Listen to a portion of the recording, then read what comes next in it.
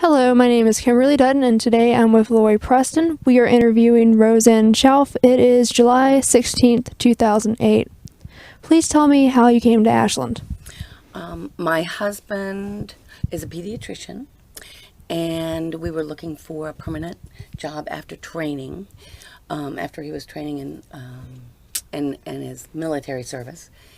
We came from Massachusetts. We had tried 1 year of practice up there, and it wasn't working out. So you couldn't ripen tomatoes in Massachusetts.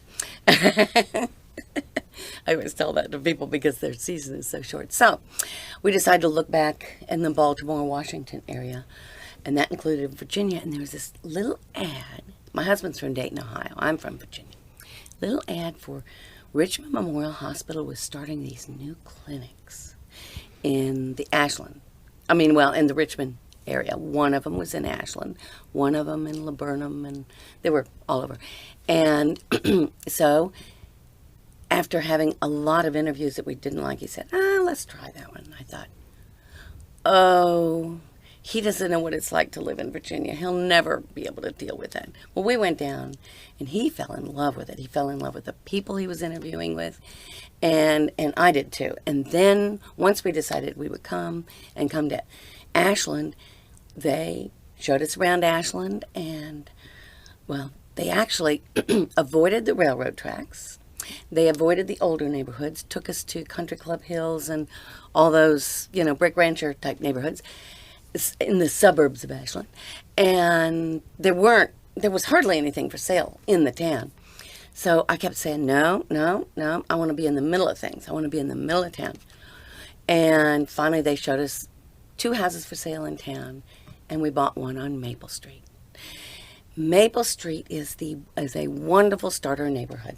That was before Slash Cottage was here, the development, or King's Charter, or any of those.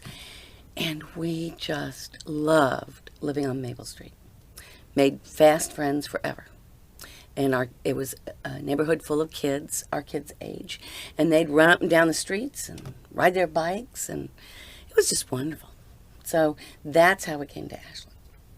Did you have any interesting neighbors? Oh, yes. Let's see. Doris Quarles lived across the street. She used to be Doris Harlow, and Harry Quarles was her husband. And if you look in my book, there's a story about during the World War II, there was a troop train. The troops were trained here on the campus, and then they all went away on the train, and they had a big party the night before, and Doris Quarles is in there when she must have been in her 20s, singing songs and, being very rabble-rousing. Well, she kept her wonderful sense of humor till when we were moving on that street, till we moved on that street, and we just loved them. They were older and loved all the little kids, so they were right across the street. 2 fast friends we made. One, Diane and Paul Lillienkamp. He taught here. She worked elsewhere, but their child was between my 2 kids. Sarah was 2, John was 7, and Katie was a year behind John. Katie, by the way, has gone on to go to MIT. She's getting a PhD. Katie was very, very smart, just like her dad and her mother. But I used to babysit, or my babysitter would babysit at our house.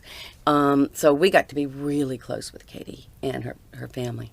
Another family that we really loved a lot were John and Nancy Hugo. Again, her kids were just a year older than both of my kids. And that was Kate and Jay, who still live in this area. Live in Richmond. Another family were the Beverly and, why can't I remember his name? Beverly Monroe. And what was her husband's name? He taught chemistry here. I'll think of it in a minute. That's ridiculous. And their kids babysat for our kids sometimes. They were among the kids running up and down the streets.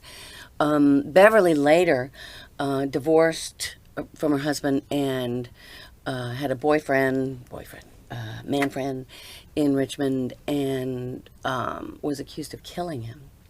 And remember that? And it was they were living in Powhatan, and He left here and went to UVA, the husband.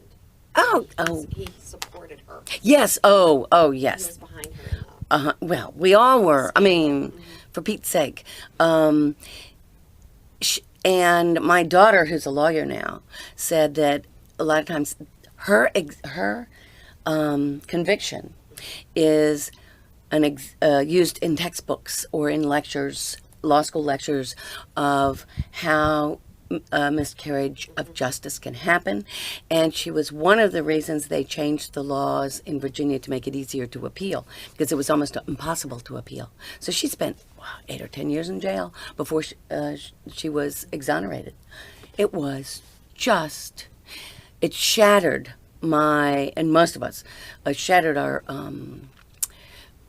feeling about how fair the law was. That there was an overzealous prosecutor who got some unseemly person to lie on the stand about a confession.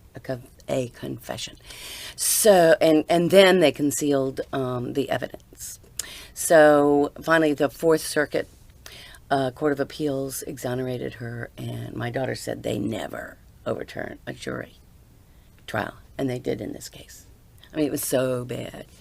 But, a big chunk of her life was taken away. But, okay, so that's one person, or two people. Wait, his name's going to come to me in a minute. Beverly. And, who else? Ann Arnett lived down the street, across the street from Beverly and her husband. Ann Arnett's an old Ashland family, part of the Taylor family, I believe. I'm going down the street there. Jerry Bryce lived there. He used to teach math here. We were all a bunch of rabble-rousers. Got involved in politics. Nancy and Diane and Beverly were all involved in the Citizens for Sensible Growth. That was before the Citizens for Responsible Growth. Citizens for Sensible Growth had people in it like Howard Davis, who taught political science here. Richie and Sue Watson, who he just retired from here. Nina Peace, who used to teach here but was also a lawyer in town and a judge. And they just were so fired up. We were trying to get more controlled growth in the town. Not to stop growth, but just to steer it in the town and county. And Margaret and Schuyler Miller were part of that, and Schuyler was a professor here. Just some wonderful people. So that was sort of our circle of friends, aside from our church friends. And then gradually people in that group got appointed to things or ran for things. Beverly got on the planning commission. I was on planning commission and town council. Nina was on the board of supervisors, was chairman for a while, and became a judge. Let's see. I'm trying to think some of the other people and so we all got so involved in doing other things and actually being the decision makers that that the group sort of fell away. But it had sort of completed its, thanks, dropped my bottle. It had served its purpose, which was to get different decisions made. Right now, we have a similar group of, actually a consortium of groups. Ashland has the Ashland Hanover Citizens for Responsible Growth. Then there's Reba Dunkel's very involved with the Hanover Conservation Voters. There's a number of those groups in town. They're all under one umbrella. I think it's no, it's not conservation. Well, there is an umbrella group also for all of them. And we have been able to affect elections and appointments. And it does change the face of the town and the county. And, you know, it's really amazing to have such a solid group of activist people who have not their egos, but they're concerned about the future and their children and the future of the town and the county. It's very encouraging. Tell me some about your experiences with town council. Oh, that was really hard. I was first appointed to an unexpired term of Dick Gillis, who had been the mayor for a long time and then went on and ran for supervisor and won. And so that was about a year. I was on him in 1992 and did not win the re-election. Then I ran the following time, which was 94, I believe, and was on for 4 years. And I just had all these idealistic ideas about how we would control growth. And, well, let me tell you, it's a lot harder to be on council and hearing all the points of view and having to take into account all the points of view than being on the other side and pushing for a particular point of view. So I made a lot of my friends angry because we had to make decisions that were sort of balanced between the points of view. And also you end up with information that the general public doesn't know and is not allowed to know for various legal reasons. And so you have to make decisions based on that. And you get criticized and you have to keep your mouth shut. For example, we had a police chief who was a problem. And he had been for some time. There had been an earlier investigation and people had testified and tried to do something about it. Nothing was done. And so when John Newell and I, and there were John Newell, I, Bruce Haynes, Stuart Reed, and Steve Merritt. We were all on council together. And I just got tired of all the rumors. So I started calling all these people that had made comments, that we knew had made comments, or who had left the force, and got a lot of really damaging information about this guy. The problem was we had a very sweet town manager, and he was the one who hired him. Sweet, religious town manager who couldn't imagine somebody lying bald-faced the way this guy did. So, and this guy would quote scripture a lot, especially around the town manager. So it was real hard to convince the town manager that he needed to do something. He just said, you know, it's just your word against his. How do we know who's telling the truth? A lot of the people I talked to said, I will not go through that again and testify unless I'm in a court and have to tell the truth. Under oath I will, but I won't do it just because it didn't work before and it damaged my career. So I wrote it all down and I handed it to the town manager, and he found out some things he didn't know before. He interviewed some of the people himself and then interviewed the police chief and said, sorry, you're going to have to go. And then we had a battle with him for a while. But we couldn't talk about it publicly. And I can't tell you the exact things that he did, but I can tell you that I'm glad he's gone. We were all relieved when he left, and we had a wonderful police chief who had been on the force forever, Billy Martin, who then... Is Billy still on town? And then he ran for town council. Is he still on council? I can't remember. I don't think so. Yes, he is. Yes, he has to be. He didn't run this last time. He runs next time, and he'll probably retire. But anyway, he was police chief for ages, and it really settled things down because he was so laid back, and sweet, nice, and straightforward, and then we've had some good ones since. So it's been good. However, because we couldn't talk about it in public, we couldn't say anything officially, there were all these people that were outraged at us. People who supported the former police chief, and they would come to every council meeting and yell at us. And it made us look like we were not sensitive to the people. And so that happened, and then a few other controversial things happened. And all that stuff was sort of out of our control, out of my control. And so I ended up losing to some very conservative people who were on for 2 years, and in that 2-year period, we had the Walmart thing, and they voted to allow Walmart to come. So, you make a few steps forward, one step back, and that's just the way politics happens.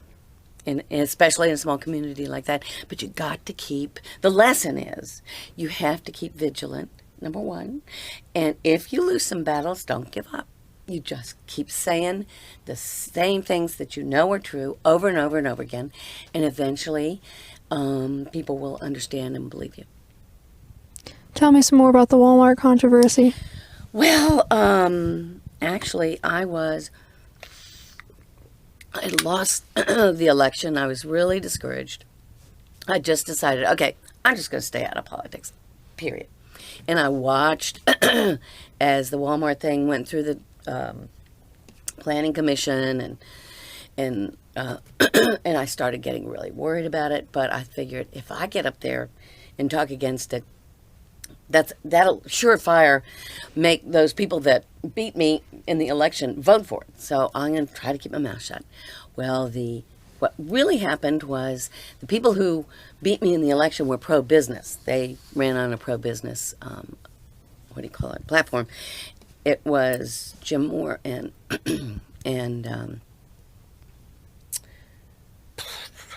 what's his name? Tommy. I'm sorry, it's taking me so long. Tommy Herbert, old-time Ashlanders, and Jim's a lawyer. Tommy's an insurance person, very young. Tommy's my children's age. But they ran on that platform, and when Walmart came, it seemed like for them, I'm sure from their point of view, a no-brainer. This is business, we should vote for it. Well, all of a sudden, we discovered that there were two kinds of businesses. There were huge conglomerate businesses, and then there were local-owned businesses. And the truth is that locally owned businesses enrich the community more because the money comes back. Any money they make comes back to the community, which is not true of something like Walmart. They have minimum wage jobs that they hire people for, and they have a big, huge, humongous building that they pay taxes for, but they don't, in the end, pay much taxes. It was a net loss to the town of Ashland because of the tax structure. We don't have very heavy real estate tax, and sales tax doesn't come to the town. So it was all the small business owners who gathered together and fought this. And then along comes a PBS documentary filmmaker. And he came to me because he was trying to figure out what the history of all this was. So I started giving him, the background, told him who all the players were and what all the drama was. And he loved it because he had been looking at Tappahannock and decided not to do Tappahannock, decided to do Ashland instead. And then he decided he needed a narrator. He's going to try to do it without a narrator, but it was too complicated. So he decided to use me as a narrator. So that's how I got involved. And and I really was going to try to stay out of it, but I couldn't not do that just because, number one, I wanted the information to be correct. And number two, it was our only chance. Embarrassing the town council was the only chance, and embarrassing Walmart in a very public way was the only chance we were going to win. In the end, we lost. However, we have the prettiest Walmart up in the entire region. They didn't get a big sign. They did have to do a lot of concessions. And when they inevitably abandon that building, which will do in 20 years, we will have a nice building when it's done. And maybe we can. The big issue with the Walmart was that that area, and I was on Planning Commission and Town Council when we decided that that whole area along the interstate was to be reserved for office park. And the argument against making that office park was, oh, nobody will ever buy it. It'll be 20 years before anybody's interested in that. We said, yes. And in 20 years, it will be in huge demand, and that's good. We're holding it for that. And once you put a retail thing in there, it sort of damaged. It didn't ruin, but it damaged that whole area for anything but big box retail. So that's why I was fighting it. That did not get in the Walmart video because he wasn't interested in the little ins and outs of local politics. He was interested in how people affect, number one, how people affect decisions, how ordinary people affect decisions, and number two, on how our exploitation of poor workers in other countries, how we actually, as consumers, affect the exploitation of workers in poor countries. And Walmart is an example of that. Plus, they pay their own employees very poorly, and they have poor benefits. Or they have all these wonderful benefits, but they are too expensive for the workers that they hire. Let's see, I'm trying to think. Anything else about that? What was the effect on local businesses? Actually, on businesses like the Ashland Coffee and Tea, and the downtown businesses, Cross's Market, the Caboose, the Iron Horse, all the businesses, family-owned businesses downtown, it had very little effect, except to make people value them more. For one thing, we're now on Route 1, businesses like Rose's, Ace, and the bigger grocery stores, time will tell whether Walmart had an effect on them. Ace, I think, will be more affected by the Lowe's that's coming, which I think was a bad decision on the part of my friends that are on town council. But I know how that is. You end up making decisions that afterwards you say, how did I make that decision? But the Lowe's will affect them. The way small businesses can fight the big businesses and keep a portion of business for themselves is the big businesses like Walmart they won't do special orders. If they do, they have to order a whole bunch of things. Well, the small businesses will do special orders, or they will just order you one of those things that you need. They do, like Aces. We always take our mower there once a year to be, our mower, our tiller, and our chainsaw. They oil it, they check the motor, they fix everything that needs to be fixed, and you know, and then when you go in there to Aces and you say, I need to replaster my bathroom. Got big cracks in there, and I need to get the right stuff in. I have never done that before in my life. So there's somebody at Aces who's done it before. And they say, well, you could use this and you could use that, but you might want, it's a little easier since you're inexperienced, you might just want to use this. And you wanted this kind of knife, and putty knife, and this kind of, and don't forget this, and they'll just put it all together for you, and they'll say, first you have to do this, and then you let it dry for 2 days. Then you sand it down with this sandpaper. It's really nice. And if you go to Lowe's and ask them that, they look at you cross-eyed.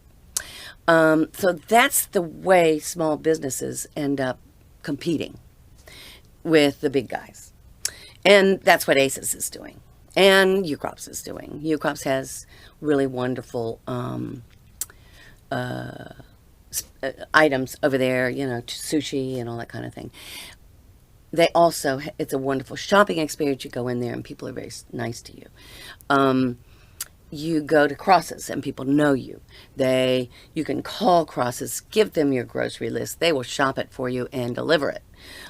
So all those kinds of really detailed services are the way small family-owned businesses can compete, and that's what they're doing. And so far, that's working well. I don't know how Roses and Food Lion are gonna live through this, but we'll see. And it doesn't happen right away. So, one thing, I'll tell you one effect. When they started talking about Walmart here, we were trying to get, when I was on council, actually, Walmart's been looking for a long time in this area. When I was on council, we were trying to get Ben Franklin to come here as a craft store, and they said, oh yes, oh, Ben Franklin, we all just live for Ben Franklin. Well, there was a shopping center being built up the road, and Michael's was going to be there. Walmart was coming here, or eventually they were just sure, and they said, no, we're not going to locate there. But we're very sorry. But see, that affected who would come here, because they didn't want to have to compete with Walmart.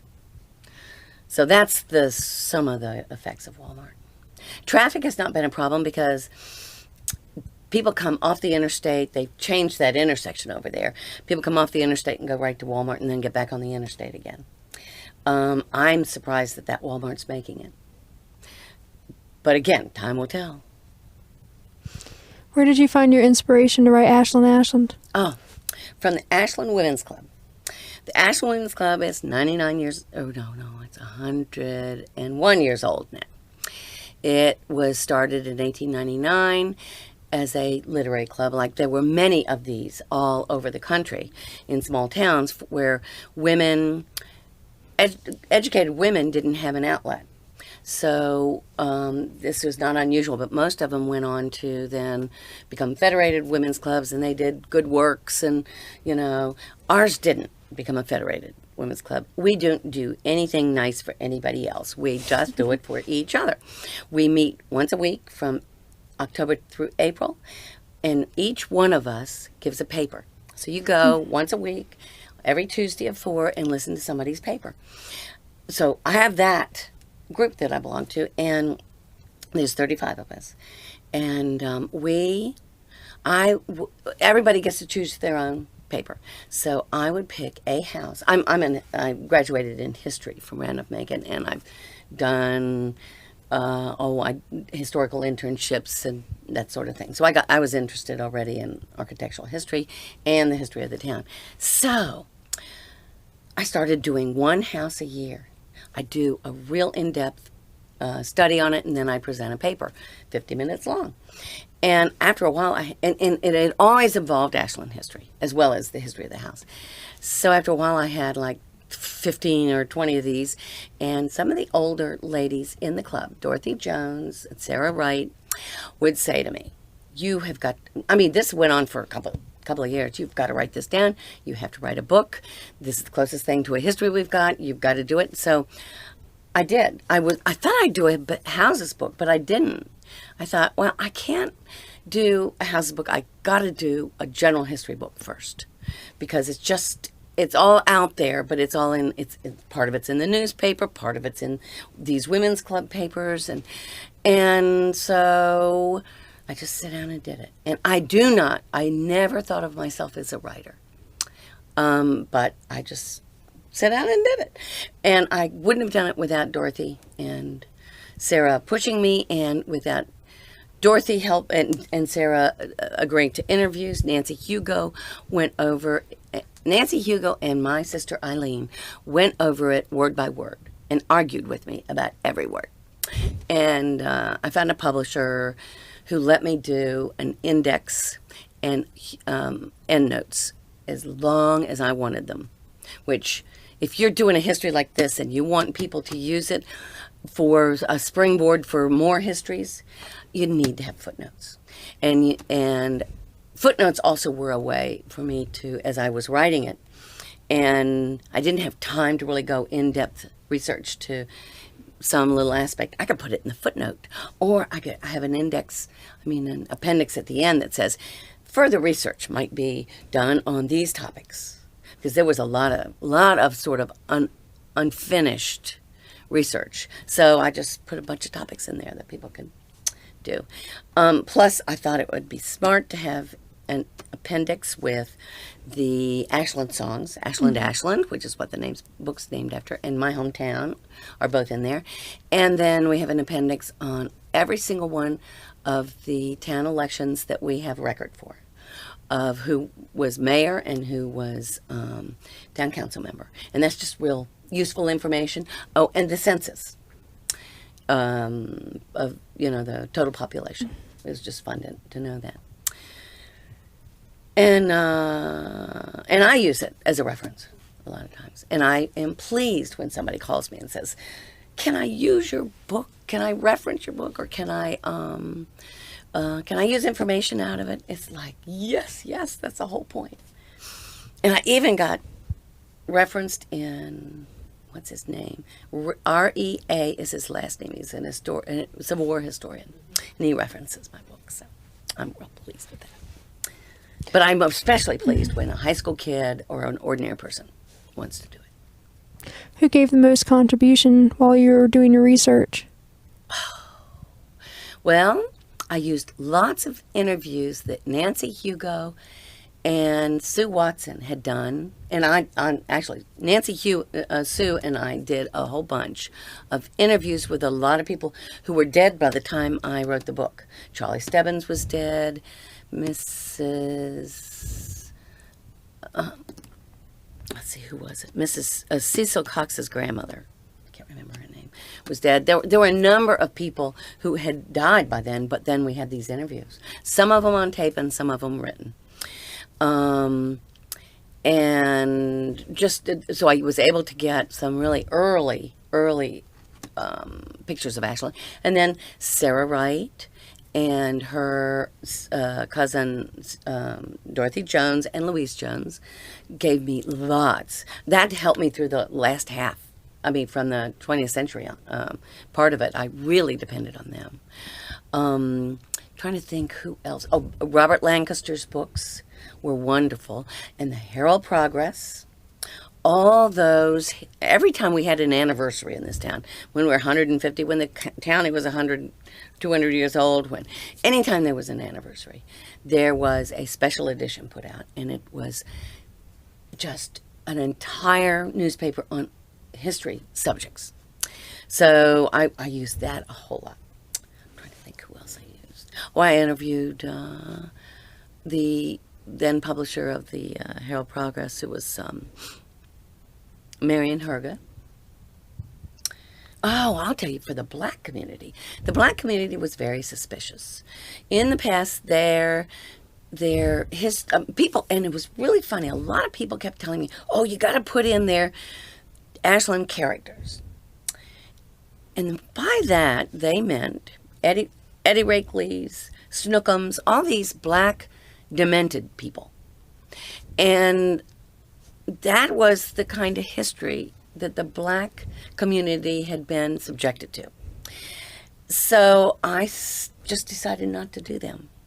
I do have a picture of Eddie Rakely's in there, because it's a picture also of the Shiloh Baptist Church before it had brick on it. But I went to person after person in the black community and tried to get people to tell me the history of things. Finally, I found Inez Gray, and she is one of the most colorblind people I know, but she's also very proud of the black history, remembered growing up in Ashland. She was an older woman, and going to segregated schools, how that felt, and then her children growing up and going to integrated schools eventually. And she just said, I don't and in my interview with her, she would say things like, "I don't understand why people make such a big deal of race. It's over. It's done. And both the blacks and the white people need to get over the race thing. Don't bend over backwards to be nice to bad black people, and don't be mean to good black people. Just we're all equal, just treat us that way. She's sort of an Obama kind of person who says, let's go to the next step. And so she gave me the entire history of Shiloh Baptist Church, which was one of the earliest churches around here. And that gave me a lot of the black history in the town. So, I don't know. She was really important.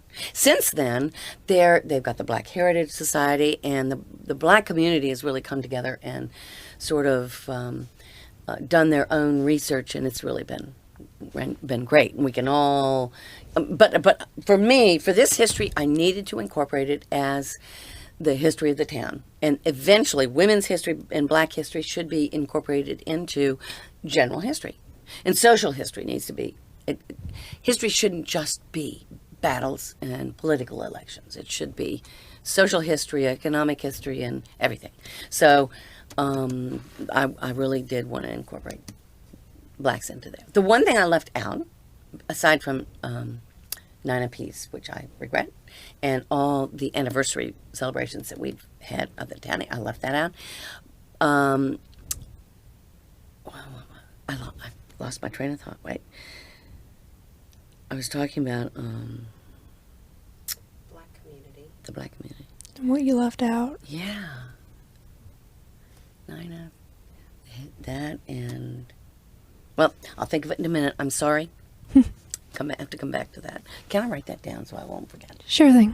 I just have a quick Yeah, follow-up sure. question. On several of the interviews that the other students have done, Yes. when they asked about race relations in Yes. Ashland, many people have said, oh, we didn't have a race problem. Right. Oh no, they did. And yet, some of the interviews with the African American Mm-hmm. community have said, well, we weren't allowed to, watch football games, Yeah. obviously, and Yeah. many of those other segregated activities. Yeah. What's your opinion on that? Well, it was not. How to put it? It was as though people just didn't want to ruffle feathers, and so the black community stayed in its neighborhood, and the white community stayed in its neighborhood. And now I'm talking about recent. And if you you need to interview Robert Grimes. He's another one of those. Black people who are real forthright. He just tells you the way it is. I don't know if you've interviewed him yet, have you? Okay, he would be very good to interview. Is he related to Fran Grimes? Uh-huh. Okay. Are they brother and sister or cousins? But Robert is just really wonderful. He used to work at the college too. Let's see.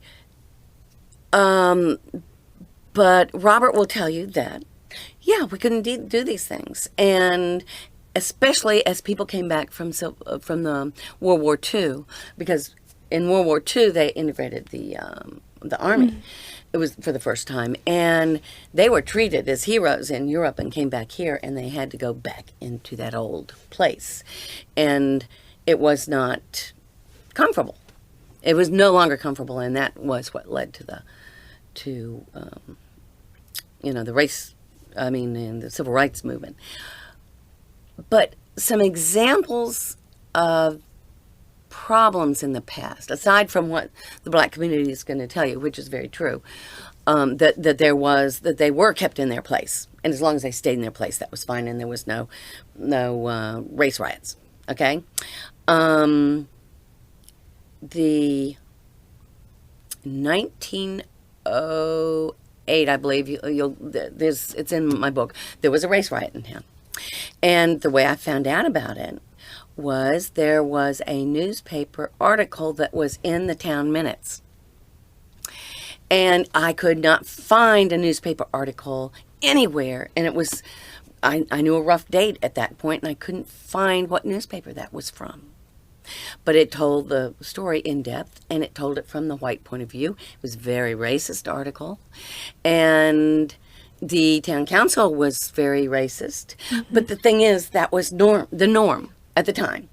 And if you were a person who believed that the races should be held equal, and that there should be integration in schools or at least equal education, you were not supported by the government. That's the way I look at it.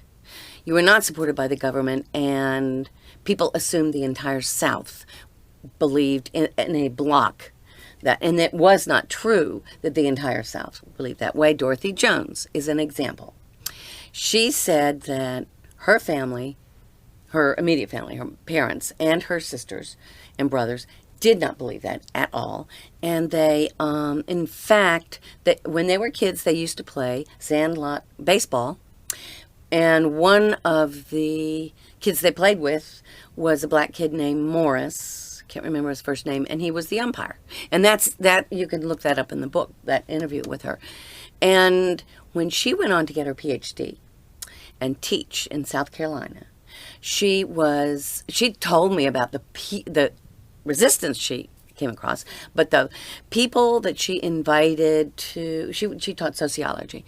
She invited to that school in South Carolina, Winthrop, and some of the black people, just trying to open the minds of her students. And she would get her students to go out into the field and actually be with some of these very, very poor black and white families. So, because her students, of course, came from middle class and upper middle class white families. And so that they could get a feel of, why is it that these people are poor? It's not their fault. They have been kept down, both black and white. And so, I don't know, she was an example of a person in Ashland that did not believe that. Another example of racist activity here was in, I believe it was 1913, we had an ordinance. And you know how I found out about that ordinance? In reading C. Van Woodward's Jim Crow.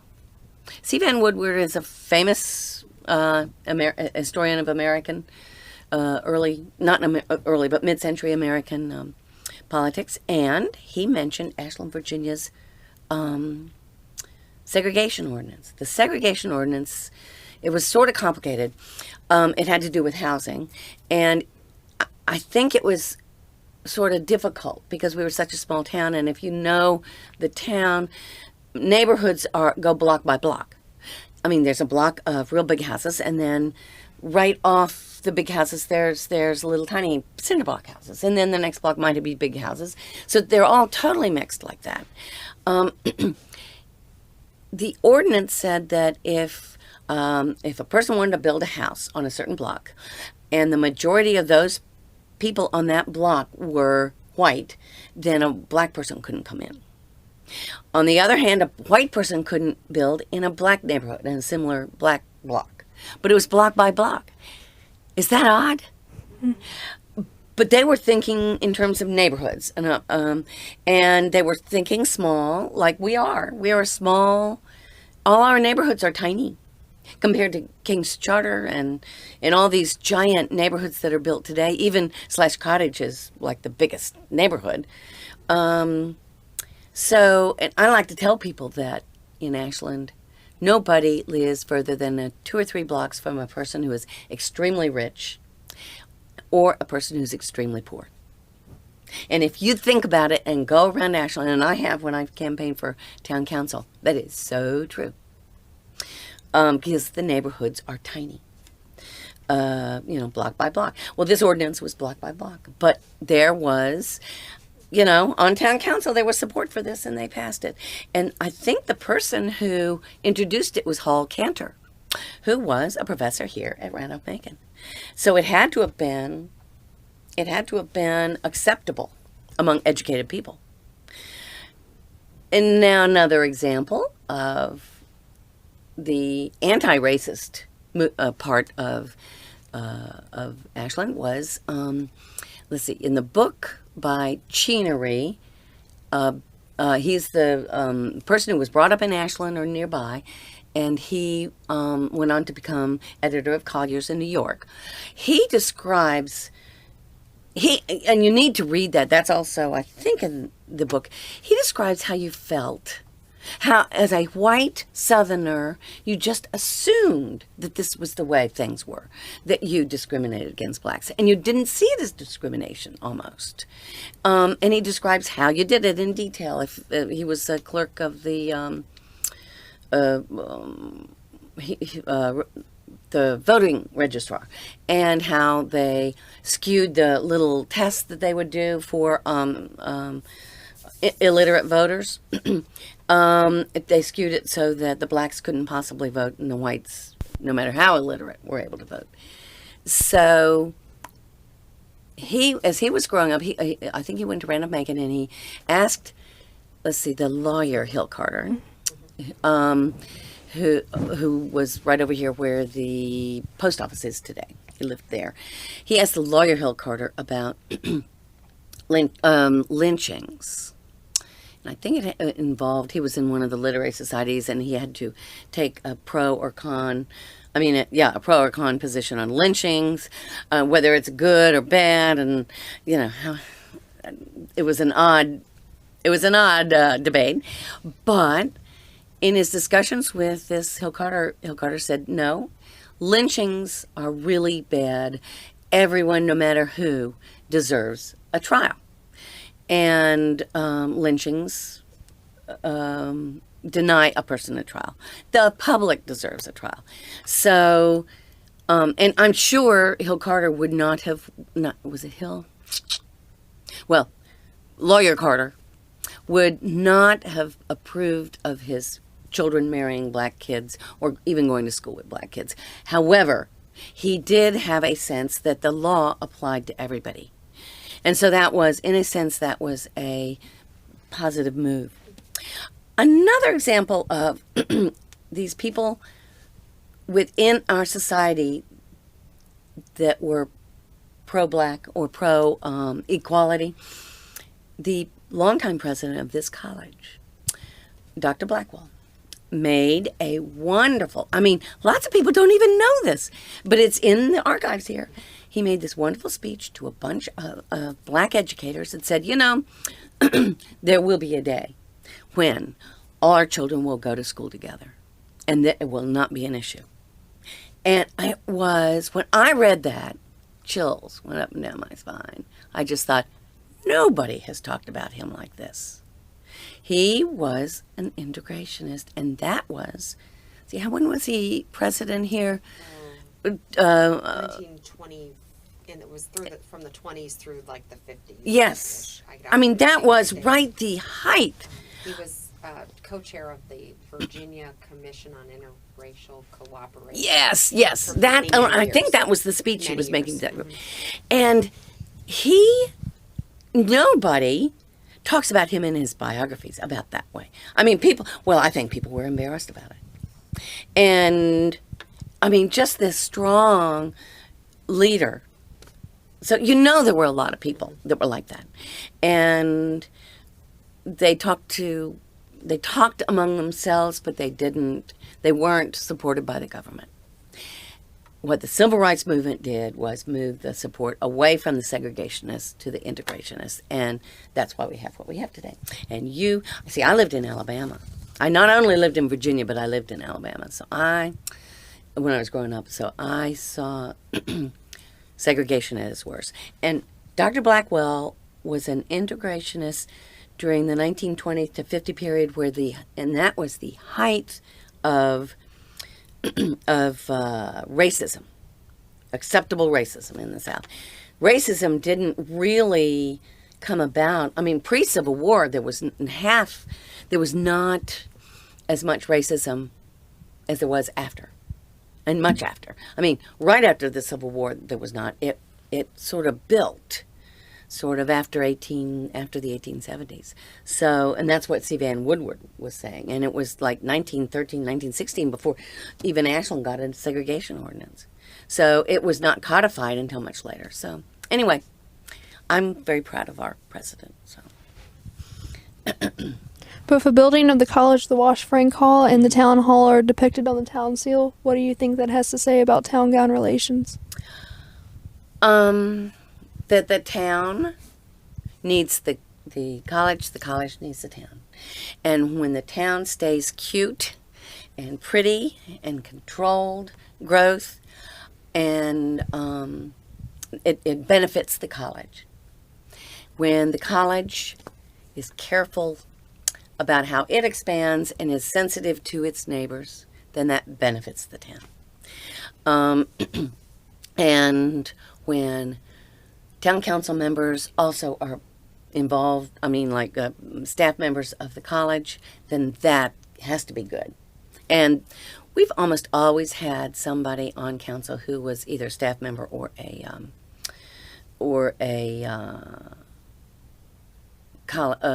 professor. There was a hiatus probably in the 60s, I think, when they weren't, and there was a big breakdown of town-gown relations, and there were problems like with rednecks who would come and beat up some of the college boys, and I'm sure the college boys were not all that sensitive to the neighborhoods, and also the town. There was a period of time when the college was expanding and was not sensitive to what it was doing. Like all the neighborhood on Railroad Avenue used to be in private hands, in my memory, and the college just took it over, and now it's all offices. And there are a number of historic buildings that sometimes are not taken care of very well, or that have been torn down in our Ashland Historic District. And so that's just very upsetting. Now they're moving into my neighborhood. I'm on College Avenue, and we consider Caroline Street part of our neighborhood. So we're really concerned about that because they are buying one more house over there. And we've already met with Dr. Lindgren. It had to be a very difficult meeting for him because we consider him a neighbor and a very sweet guy, but and he handled it very well, but we're just concerned. But I think when we did the town seal, and I remember, now you're not talking about the circular town seal. You're talking about this one. The circular one. Oh, the circular one, that was done in the 70s. Now, our new town seal is the horizontal one, and that also has college, railroad, and town in that. Town hall, Wash Frank, and and Jeff Riles' house, and the railroad going down the middle. And I think a business building. Can't remember, because we were trying to incorporate everybody. But I don't know, I think in recent years the college and the town have tried harder to incorporate the town into the college and have a good entrance for the college in a couple of places, and also those little yellow jacket emblems on the roads, and they're trying to make it more pedestrian friendly, which is also pulls the college students into the town. I don't know. It's much better now than it was when we first came here, and I came in 1975. So, What was college like for you when you attended here? oh, it's weird. I was the oldest. See, Greg Doherty called me the oldest living undergraduate, which I was. I was 30. Let's see, I was born in 45, and yes, I was 30 years old, and I started school here in 1975. And I had two small children, and everybody else was 18. Everybody in my class was 18 to 20. And people would call me ma'am. My classmates would call me ma'am. Yes, ma'am, if I'd ask them a question. I even got invited to beer parties. And I went to one just to see what it was like, just because the kids just begged me to. Over in, this was before the beer law changed, over in Mary Branch. And it was, very boring. They just sat around and drank beer. But they thought they were grown-ups. But I'll tell you the difference between the 18-year-olds and a 30-year-old in college campus. And I can tell you the difference between my 18-year-old self and my 30-year-old self. When I was 18, and most of these kids were at 18, you're still fighting within yourself an authority thing. You're trying to separate yourself from your parents, and your teachers get substituted for your parents. And so you punish your teachers by not doing homework or reading what you're supposed to.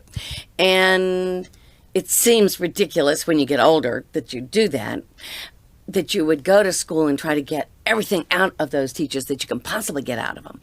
But no, you have other issues that you're dealing with when you're 18. So when I went back to school at 30, I did much better. And every class I took, it was when I opened up the college catalog. There were certain things I had to take, but when I opened that college catalog, it was like opening a J. Jill catalog.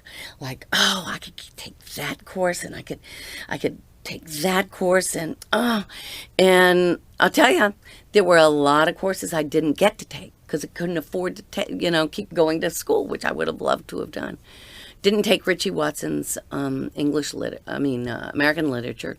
Still sorry about that. Tonette Bond's drama class, some drama classes she taught. There were a bunch of them. And Hasker's class on the history of language. I can't remember what you call that. What do you call that? Linguistics, yes. And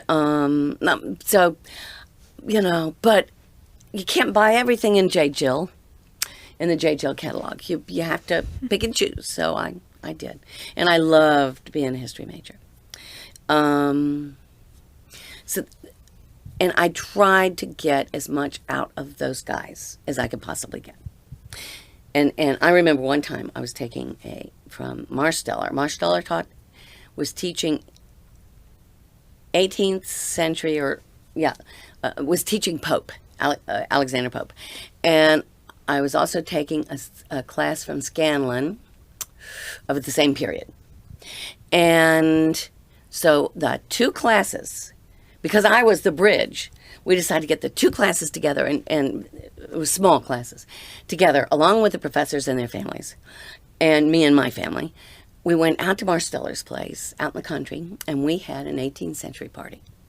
We researched the food, which was generally the only vegetables they ate were peas. So we had peas, we had beef, beef tenderloin, we had the right kind of wines, and then at the end, instead of dessert, you had nuts and Madeira. And I had to go into Washington, D.C. to get the right Madeira. And then by the end of the thing, we were all smashed because we had been drinking the right kind of wine with every course. And we had soup at the beginning, and but we were smashed by the end. And at the end, Mr. Marsteller got his saxophone out and did karaoke saxophone to some music, and we all danced. It was country dances? No. It was jazz and whatever the thing was at the time. It was really funny. And my children spent a lot of time because it was a long meal. My children and the Marsteller's children got really bored with it. So they sort of left, and then they crawled back and crawled underneath the table and tried tying people's shoelaces together and that's what my children remember, being under the table. Because it was a big, long table because there were so many people. Anyway, that was our 18th century experience. How has student life changed over the years? Gee. And it's hard for me to say because I was not really involved. I partied with the faculty, not the students. And I would say, though, I also worked here for 8 years after I graduated. And so I got more of a glimpse of student life then because I worked for the development department, and that's when we would have students come in and do phone calls and to alumni. And also we knew a little bit about what was going on campus, the bad and the good things going on campus. I think student life has changed sort of for the better. There was a time in the 60s when people on my block had to chain their porch furniture to the porch so that students wouldn't come by and steal it. I remember when I was working here, there was an incident where KAs, it was sort of a rite of passage for the KA students. They would go into Richmond, dig up blooming azaleas and rhododendrons, and bring them back and decorate for Old South, which was a yearly party that they had.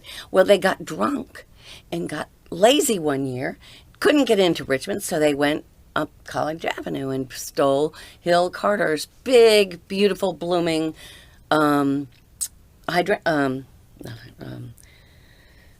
there's azalea and rhododendron, and brought it back. Well, I mean, that was a really dumb thing to do.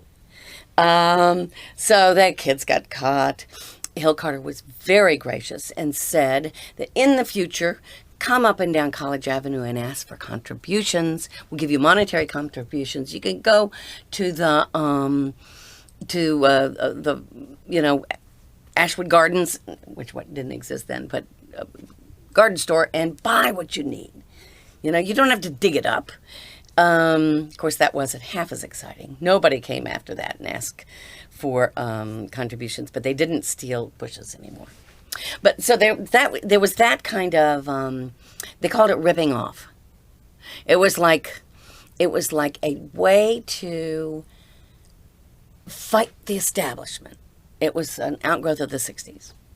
Okay, you don't have that mentality now. I don't know why. I feel very safe in this neighborhood. You don't see as many drunk kids around. When we first moved to College Avenue in 84, it was a big problem. Kids walking up and down, screaming and yelling and throwing up in the street. You don't have that anymore. Part of that is the education about alcohol, although I think the law is very, very bad. I think it is bad to have the law at 21. I think it needs to be at 18. It's an easy break when you go to college, and then then you got them in college, and you say, this is the way you drink responsibly. They get to see professors drinking responsibly, except at an 18th century party, but they get to see people drinking responsibly with a meal at a social gathering. But now you can hardly have a social gathering with just a little wine and invite students, because most of them can't drink. And that's supposed to be a bad example. And it's just the law is a bad law. And if you go to Europe, that's not the way they do it. And they don't have any more drunkenness they have much less drunkenness than we have on college campuses. But anyway, I see less drunkenness. When I was working here, there was a student who, Fay was his last name. He was a sweet kid from Northern Virginia. He drank till he was unconscious every weekend. And students would, get him back to his dorm room. One night, he ended up on Route 1 near the roller mills, hit by a truck, killed. Nobody knows how he got down there. I think it was probably some fraternity people doing it as a joke. Those kids now have to live that for the rest of their lives, that they contributed to this death. Oh, he had no clothes on. It was an old trick that people used to do to freshmen, was to take them over there, strip them, and then they had to get home somehow. Hazing. Yeah, it was hazing. Oh, there's no hazing anymore. Not as like it used to be. Not dangerous hazing like it used to be. Like making people chug a fifth of whiskey, which is lethal. So that's changed. So I don't know. I see more kids out in the community doing stuff, working for poor people, and I don't know, doing stuff. We have a lot of students that come all the way to St. Anne's. Used to, the St. Anne's students, the Catholic students would come right down the street. Well, because St. Anne's now, the old St. Anne's belongs to the college.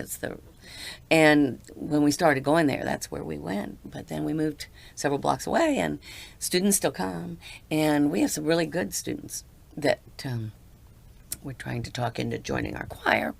But we have a presence there too. So I guess the change has been for the better in general. Now, when you first came to Randolph-Macon, Yeah. the school had only gone co-ed a few years earlier. 1971. Yeah. Did you see much residual backlash against women here? Oh, yeah, because I came in 75. 71 was that the first graduating class? I think that was the first time women. So by the time I was there, there'd only been one graduating class with women in it.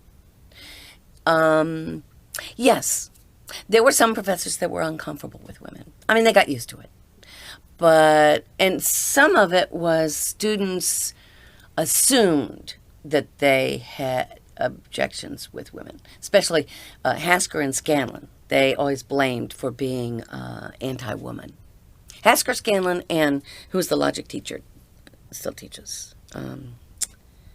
Maybe he does. But smoked a pipe.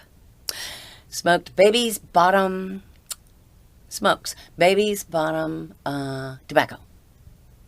And he lives right over there on, and he's best friends with Hasker and Scanlon. Let's see. And he's a bachelor. Oh. Okay. He lives in College Park. I'll think of it in a minute. Oh, shame on me. He was my logic teacher. But anyway, they were supposed to have been harder on women than on men. But as a 30-year-old sitting there in class, I didn't see that. I just think the women were used to being coddled in high school. Mm-hmm. And if you cried, then people would back down. But I think they just treated the women like the men. Now, I never took a Hasker class, but I think they had gotten over it. And if they hadn't gotten over it, they would have gone to another college. I think it was good for the college to have women. It sort of civilized them a little bit. It made some of that hazing stuff unacceptable.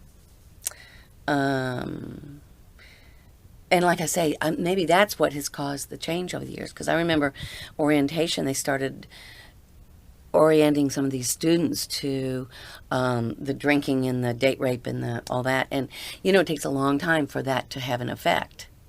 But, and I think that those educational programs have been very effective. Oh, that's terrible that I don't remember his name. I can see him, and I can see his score. But anyway, it doesn't matter. Have you seen any major changes with the campus, like renovations? Oh, yeah. Now, what's interesting is when Liddell and Jean came, the campus was in disrepair. There was a lot, and I was involved in this because I was writing grant proposals to take care of the deferred maintenance problems. Because deferred maintenance creates much worse problems later on. And when I was here as a student, there was a lot of, it just looked slightly shabby.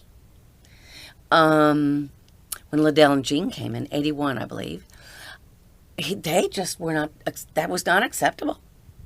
And Jean would do things like call the maintenance department and say, there's a screen in Mary Branch dorm that's ripped. You need to take care of it. Drove them crazy. They hated that. But you know what? Jean was right. Parents come through here, students come through here, prospective, and they look at what the place looks like. Jean and Liddell were responsible for the beginnings of all the plantings.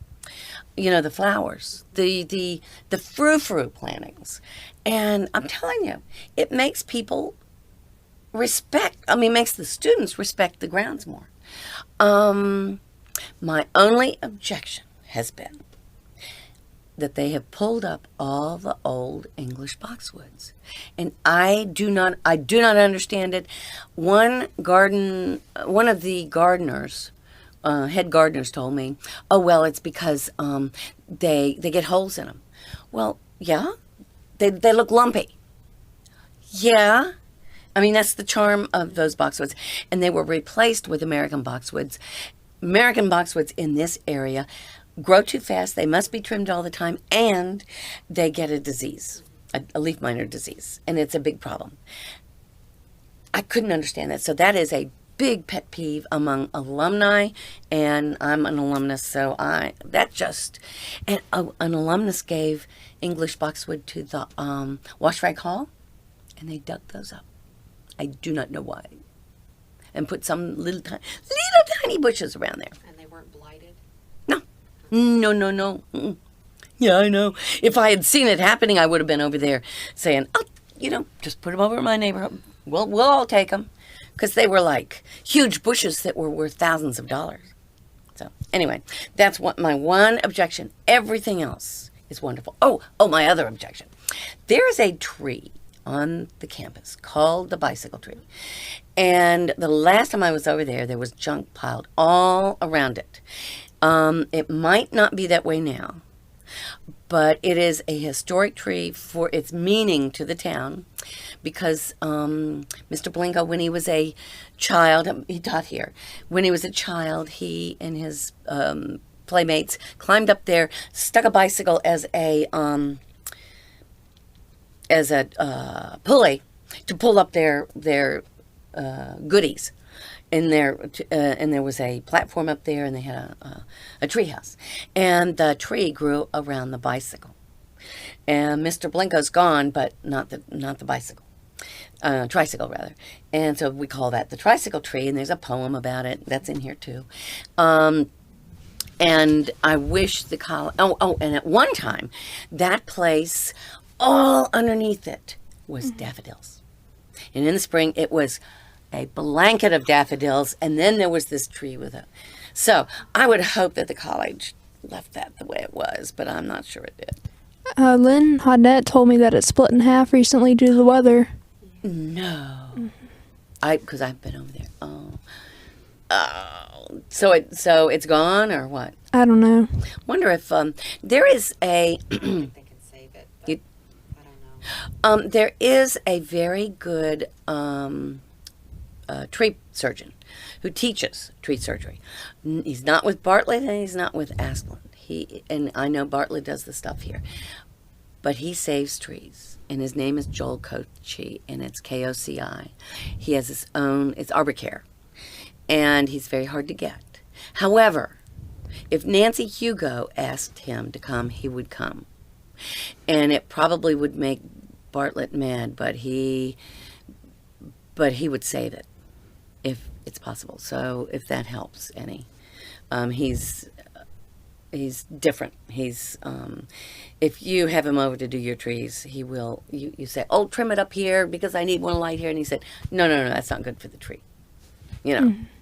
So he's a tree advocate too. So, anyway.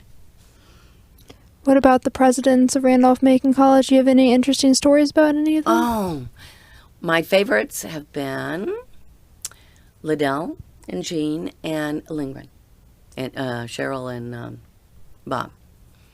I'm real pleased with Cheryl and Bob. I just think they are a wonderful asset. Oh, I started to tell you when Liddell and Jean came that it was, the campus looked better than it ever had. And I'm getting that feeling that Cheryl and Bob are the same kind of people that worry about what it looks like. But they worry about other things too. They worry about how the college fits into the town and stuff like that. Interesting stories that wouldn't be too embarrassing. Liddell was known for his quips, and he and his puns. He couldn't help himself, and I wish I could think of some of them, but sometimes he would overdo it. Michael Carter should have some stories for you that of some Liddell-isms.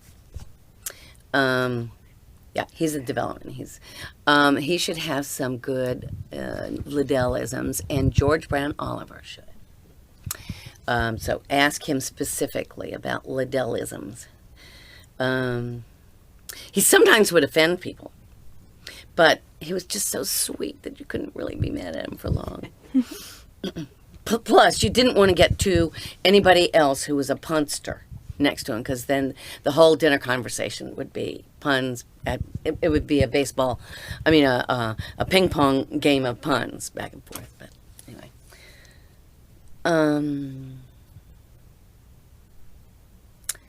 Jean was the first generation of a president's wife where they didn't just stay home and serve everybody. She had taught business in all the schools where he had worked, because he had taught English. And so she was a professional woman, and it was real hard for the trustees to get used to that. She wrote an article, actually, about how she was having problems, or how new presidents' wives were having problems fitting in, being a professional as well as a wife. And she actually ended up with a job. They tried to give her a job here, and that sort of worked, sort of didn't. So she ended up being a development officer for the Richmond Symphony, which bothered some of the trustees.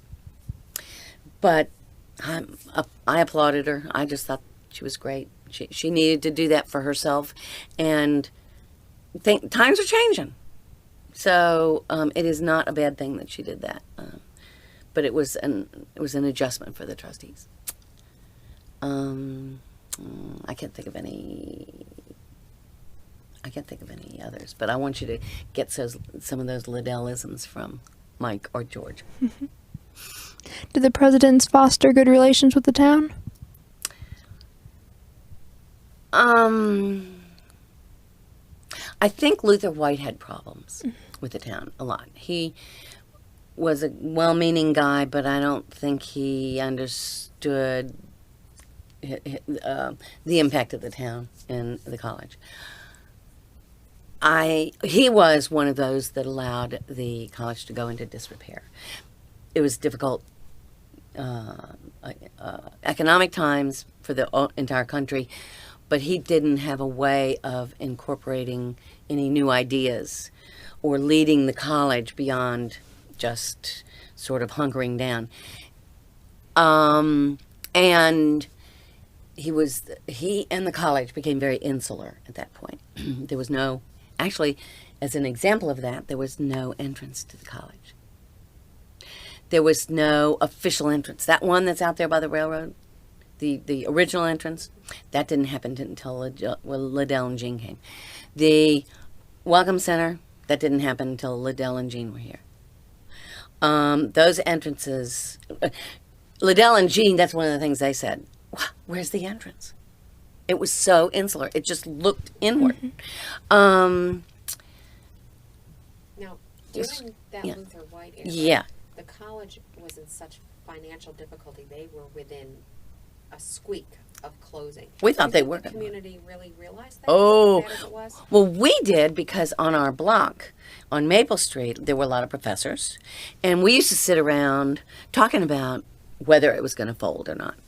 And how the way the college dealt with those times was, instead of using innovative ways to attract more students, or they'd just been used to students flocking to them, and they could be choosy. Well, it turned around on them. They started being frugal in other ways, like with energy and stuff. They quit doing maintenance. They fired professors and staff members, so that people had to do more work for. The morale among the professors was very low, which of course made the morale among the students very low, and so it was a spiral downward that was hard to stop. And I'm trying to think. They started hiring different admissions directors. They sort of blamed. And blame was going everywhere. They couldn't raise. They had an unsuccessful fundraising campaign, which Liddell had to finish and then start another one. They had a series of admissions directors. We had one admissions director that was sort of treating us like wanted us to be like a community college where you just admit everybody and have programs for just the whole world, which, after school programs and after basket weaving and that sort of thing. He didn't last very long, and finally John Conkright came. and he was very good for the college. He's still here, right? President's assistant. Oh, good. Well, he was one of those that was just very, very good for the college. One of the things they did to turn the college around was to have focus groups, surveys, and have a private company come in and do some of these things. And they discovered all sorts of surprising things, that the motel dorms had the highest retention rate among the dorms. And Mary Branch. Motel dorms and Mary Branch, but not the new dorms. Moreland and whatever they call it, Conrad. And some of the fraternities had high retention rates. And that was a total surprise. They started thinking differently about things because they had put down the fraternities for so long. They were a problem. Let's see, I'm trying to think. What the town looked like was important to prospective students and to the existing students. I'm trying to think what the campus looked like was important. Let's see, but I'm not answering your question. You asked something else. What was that? Was the community really? Well, and I don't know about the rest of the community, but I was real aware that it was. It might not be here tomorrow. It was year by year they were trying to decide, and I don't know how. Do you think the town council did anything in that time to help? Or I don't. Did they maybe just not really know? Well, I'm not sure people on the town council knew, because I don't think there was anybody from the college on the town council. Also, I think that at that time, the faculty was governed themselves. The trustees governed the college. There was not a lot of communication between faculty and the trustees. And there was a lot of, and the administration. There was a lot of clash there. So there was a lot of miscommunication going on all around, and including with the town. And there was a town committee, and they met occasionally. And everybody said they didn't do anything, and I never saw any evidence of what they did. Even though at that time a lot of the faculty lived in the town. But it's like, for example, that's why I knew that the college was in bad straits, because, Jerry Bryce, Paul Inkamp, John Hugo taught here part of the time, Nancy Hugo taught here part of the time, just a lot of people. Bruce Unger didn't live in our neighborhood, but he played poker with the same guys in our neighborhood. And that was the talk, always. Am I going to have a job next year? And that would have had, that at that time, the college was the main employer in town. It would have been devastating for the town. And I'm not sure the whole town understood that. I do remember one thing about town council was considering trying to do something with the old town station, making it a museum, and they wanted the college to take it over. And they thought the college should take it over and run it as that was one of the proposals. And at least I was involved in the discussions at that time, and I said, the college has not got that much extra money. They are struggling. You don't want to say that the college is falling apart, but you do want to give them a little reality check. The college is not money bags. If they sold everything, they would have assets, but they didn't have assets. Liquid assets. They had a poor endowment. The endowment was almost non-existent. Everything was dependent upon the tuition. And so, there was that kind of misunderstanding, disconnect there. But there was misunderstanding going around among everybody. And I don't know how it got fixed, but it did. I don't know if it was Liddell coming on. I think Larry Blanchard, a trustee, had a lot to do with it. Trying to think. Well, at least I saw Larry Blanchard turn things around, because he was assigned to the development people. And so we saw him a lot. And he was an amazing, energetic person who sort of saw the overall picture and the problem and just went at it. He's no longer alive. Too bad, but what a great, exciting person. When he came, we knew things were changing. But by then, I was working for the college. That was like 75. That was 6 years after I started. And the real discussions about will we fold or not were in 1975, 76, 77, right around in there, when I was a student. And most of the students, I don't think, understood that. But they understood low morale, but that was it. But maybe you'll have to talk to some other people about what turned that around. It might just be Liddell coming. Yeah. You mentioned that you worked for the college. What did you do? I was in the development department. I did grant writing, and I did research on potential donors.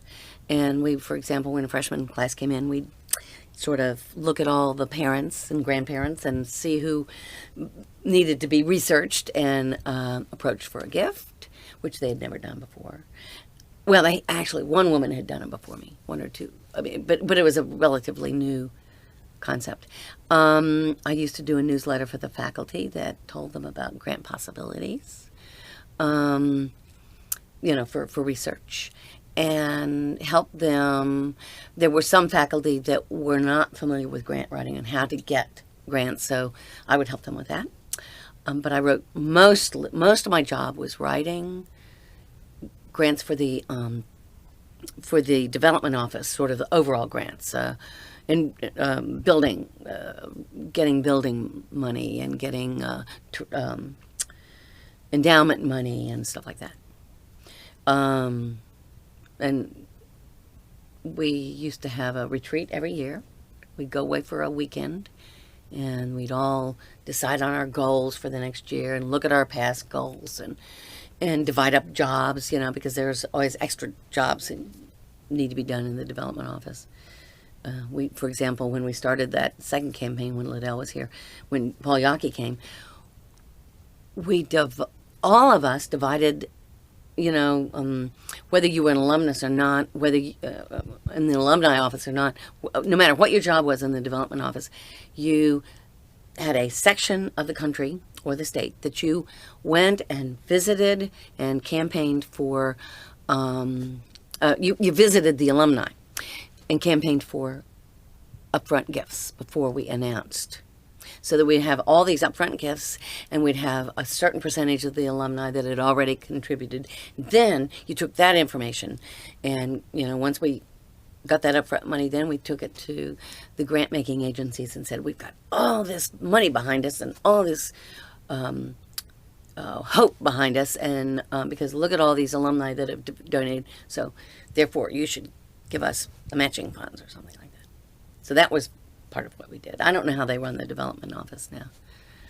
I quit when the office moved over to Mary Burns' house, the Rodine. That was right around when I quit. And I was uncomfortable with the director at that time, so I just decided I needed to get away and do something else. And so I went to the Science Museum, did the same thing there. What other jobs have you had? How many jobs? Oh, what other jobs? What other jobs?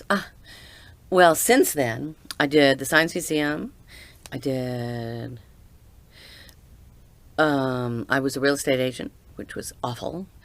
And for about 5 years, and then I read the book. And then my most fun job was, aside from being the grants person over here, I loved doing that. I loved working for the college. That was probably the best job I've ever had. But I did title examining most recently, which is right up my alley because, I already knew how to do the research, but there's certain things that you have to do for title examining. And man, my problem was stopping after 30 years, because you just do it up to 30 years, and that's what the title companies want. I wanted to keep going. And some of these counties, unlike Hanover, went back to the 1700s with their deeds. So I just loved doing that. And as a matter of fact, I started getting jobs that were more difficult. Most people just wanted to do the quick and dirty ones. And for me, the thing that kept me going was that some people would send me all the difficult ones. So I loved doing that, going to all the courthouses. And I learned a lot, but as soon as I turned 62, I decided I would back off and do more history and get my Social Security, which I'm doing now. And I hope to work a little bit for the college archives, and I hope to write, Dale and I are going to try to write a houses book. Yeah.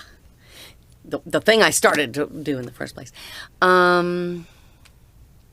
Jobs before I was married, and in my early career, let's see, I must be a jack of all trades. I was a secretary or clerk with the Navy Intelligence Department, which I think is sort of a cover for the CIA.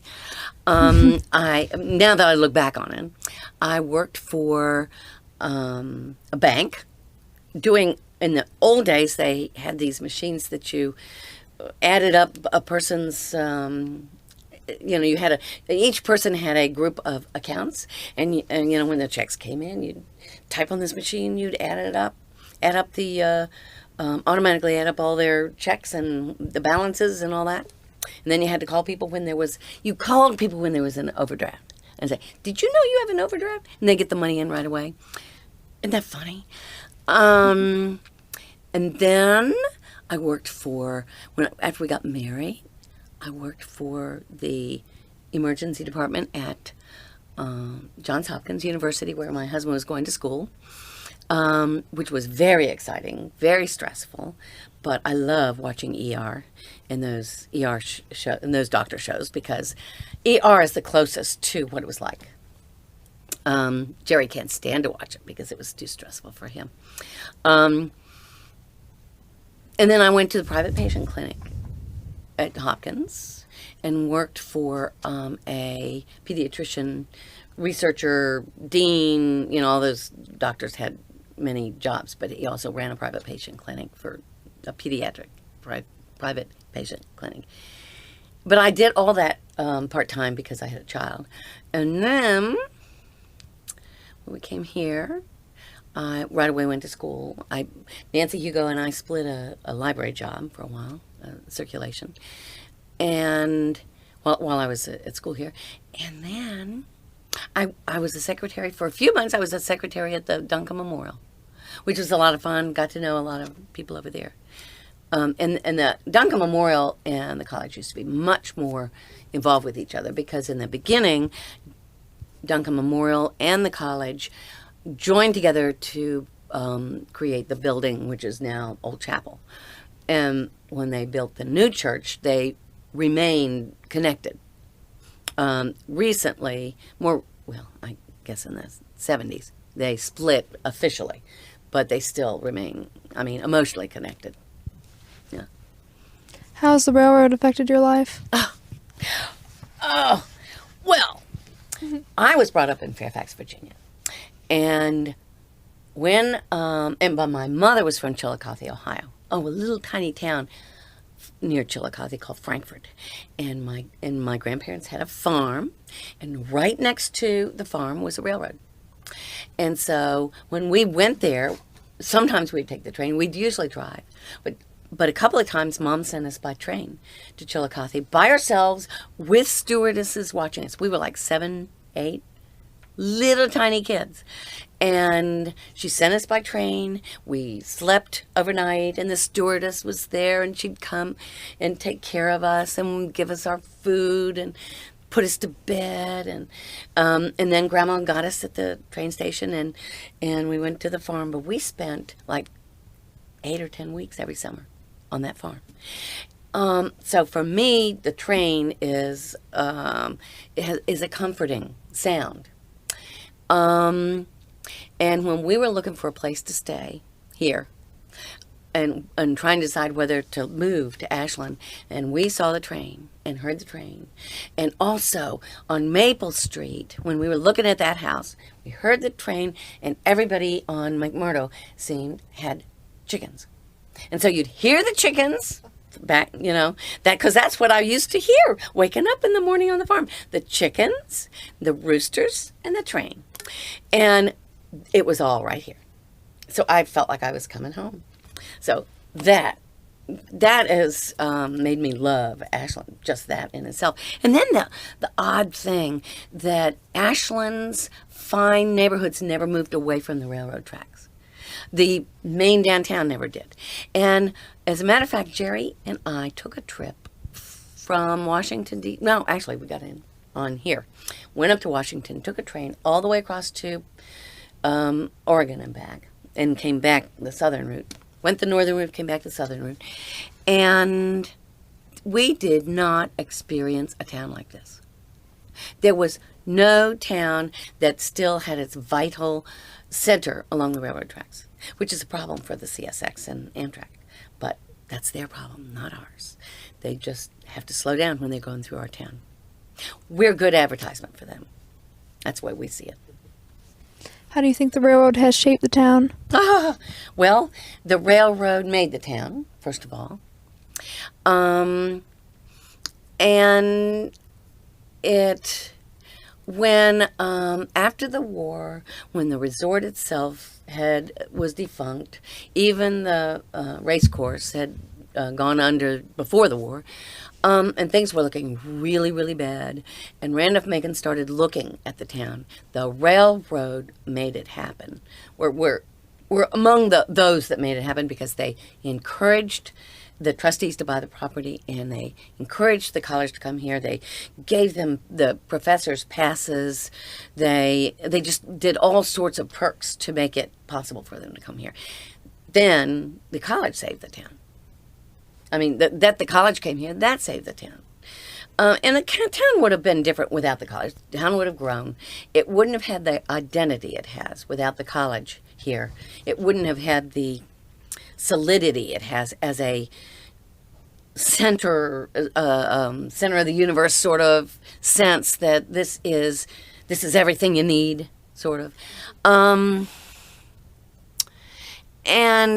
on the other hand, it's been, in reading Old Town Minutes, there's always this tension with the railroad.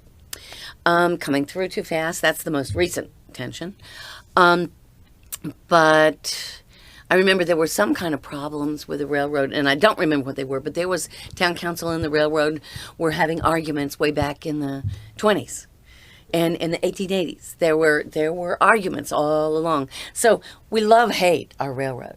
And we hate the college, but we're proud of both of them. It's like family. I mean, it's just the way it is. Do you know of any stories of any interesting characters stepping off the train in Ashland? Well, the Taft story, of course. The students were having an argument with the college president about whether or not they should be allowed to play baseball with a certain other college, and I think they wrote to President Taft when he came through on a campaign trail. He stopped at the college, and the students appealed to him, and he jokingly appealed to Dr. Blackwell, who relented, I believe. Dr. Blackwell used to travel the train up and down to Richmond and Washington soliciting funds. Other people that have dropped off here. Gee, I know, I'm offhand. Oh, the Santa Claus used to visit Ashland frequently by train in the 1960s. Bob Jeffers was Santa Claus. I can't think of any right now. Sorry. What handful of words would you use to describe Ashland? College, trees, train whistles, tracks clacking, kids laughing, jazz in the streets, jazz music, marching bands, sirens, church bells, church Duncan memorials, chimes. Sometimes a horse clopping, bicycles, good smells. What do you think makes Ashland so special? It's stubbornness. It's self-centeredness. It is unapologetic about saying that we want it this way. A lot of real estate agents call that not in my backyard, NEI, NIMBOs, I think they call it, NIMBYs. And in Ashland we say, yeah, we want our town to be like we want it. And it doesn't matter if we're making stupid decisions from the rest of the world's point of view, but we know what we want. We want an intimate, walkable, integrated in more than one level, economically, racially, and student and town. We want it all to flow together. And it's hard to keep that, but we're doing it. What do you feel about Ashland being coined the center of the universe? Oh, that was Dick Gillis. I don't remember when he first did it, but he was a PR person, and he knew what he was doing when he said that. In his early days as mayor, he was very good and gave short, pithy speeches and coined things like, we're no longer a one stoplight town, when we got the second stoplight. And this is the center of the universe. And, but it is the center of our universe. And my son used to laugh about that, and he'd say, when he was in high school and taking physics, he'd say, well, the definition of the center is it's equidistant from all sides.